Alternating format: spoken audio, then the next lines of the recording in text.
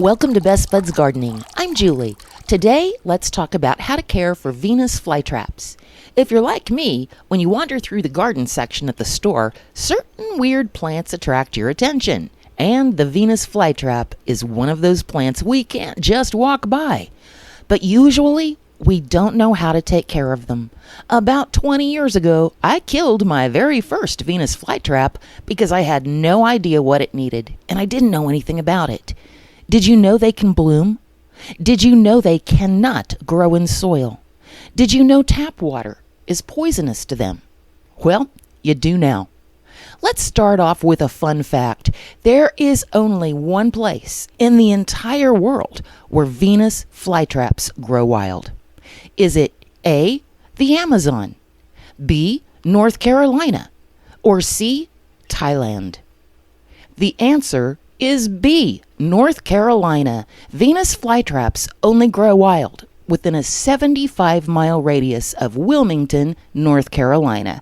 Now that does include a very small portion of South Carolina as well, and they're considered endangered.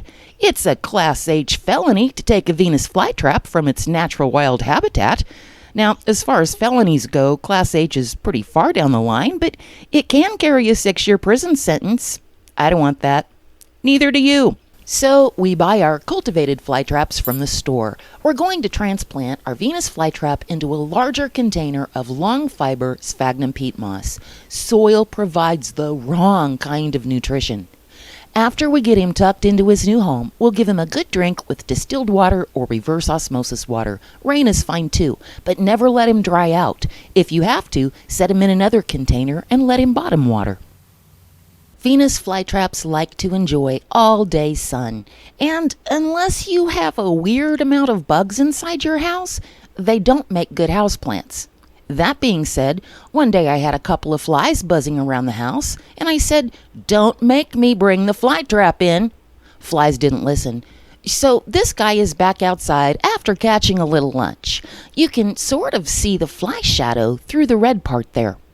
Don't poke pencils at these guys. Each trap can only open and close a few times before it's out of energy. See the big dying trap at the northeast position? That trap has run out of energy and is dying off. The good news is your plant will keep growing new traps.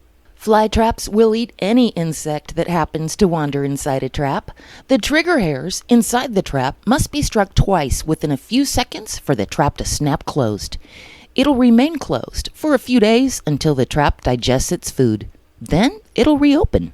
This guy is mature and blooming.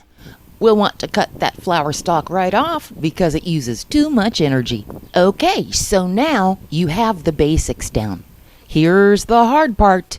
Let's call it hibernation because we all understand what that word means. Flytraps need 4 months of cold winter dormancy every year without freezing. So if the temperatures are going to get below freezing in your area, we'll wait until nighttime temperatures are getting down to about 40 degrees. Our flytrap will already be starting to go into winter dormancy at that point, and most of his traps will be dead. In fact, you might think the whole plant is dead. Then we'll put our flytrap in the refrigerator until spring.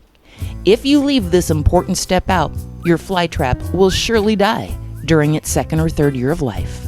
When the spring temperatures start to warm and the day length is getting longer, introduce your flytrap to the great outdoors again. He'll perk right up and start growing within just a couple of weeks. Okay, I hope some of this helped. Enjoy growing your flytraps. Thanks for watching. Don't forget to subscribe and hit the bell icon so you won't miss out on how to grow your favorite stuff.